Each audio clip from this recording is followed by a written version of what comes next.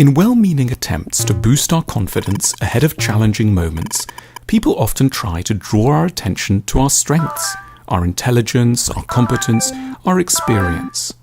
But this can, curiously, have some awkward consequences. There's a type of underconfidence that arises specifically when we grow too attached to our own dignity and become anxious around any situation that might seem to threaten it. We hold back from challenges in which there's any risk of ending up looking ridiculous, which comprises, of course, almost all the most interesting situations. In a foreign city, we might grow reluctant to ask anyone to guide us to the nice bars because they might think us an ignorant, pitiable, lost tourist. We might long to kiss someone but never let on out of a fear that they could dismiss us as a predatory loser. Or at work, we don't apply for a promotion in case the senior management deems us delusionally arrogant. In a concerted bid never to look foolish, we don't venture very far from our cocoon, and thereby, from time to time at least, miss out on the best opportunities of our lives. At the heart of our underconfidence is a skewed picture of how dignified it is normal for a person to be. We imagine that it might be possible, after a certain age, to place ourselves beyond mockery. We trust that it's an option to lead a good life without regularly making a complete idiot of ourselves. One of the most charming books ever written in early modern Europe is called In Praise of Folly by the Dutch scholar and philosopher Erasmus. In its pages, Erasmus advances a hugely liberating argument. In a warm tone, he reminds us that everyone, however important and learned they might be, is a fool. No one is spared, not even the author. However well-schooled he himself was, Erasmus remained, he insists, as much of a nitwit as anyone else. His judgment is faulty, his passions get the better of him. He is prey to superstition and irrational fear. He's shy whenever he has to meet new people. He drops things at elegant dinners. This is deeply cheering, for it means that our own repeated idiocies don't have to exclude us from the best company. Looking like a prick, making blunders, and doing bizarre things in the night doesn't render us unfit for society.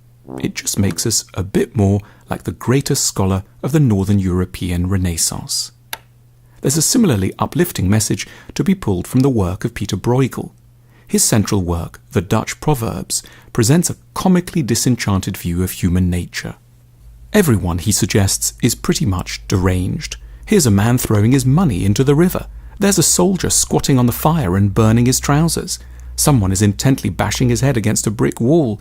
Someone else is biting a pillar. Importantly, the painting is not an attack on just a few unusually awful people. It's a picture of parts of all of us. Bruegel and Erasmus's work proposes that the way to greater confidence isn't to reassure ourselves of our own dignity. It's to grow at peace with the inevitable nature of our ridiculousness. We are idiots now, we've been idiots in the past, and we will be idiots again in the future. And that's okay. There aren't any other available options for human beings to be. Once we learn to see ourselves as already and by nature foolish, it really doesn't matter so much if we do one more thing that might make us look a bit stupid. The person we try to kiss could indeed think us ridiculous. The individual we ask directions from in a foreign city might regard us with contempt. But if these people did so, it wouldn't be news to us. They'd only be confirming what we'd already gracefully accepted in our hearts long ago, that we, like them and every other person on the earth, are a nitwit.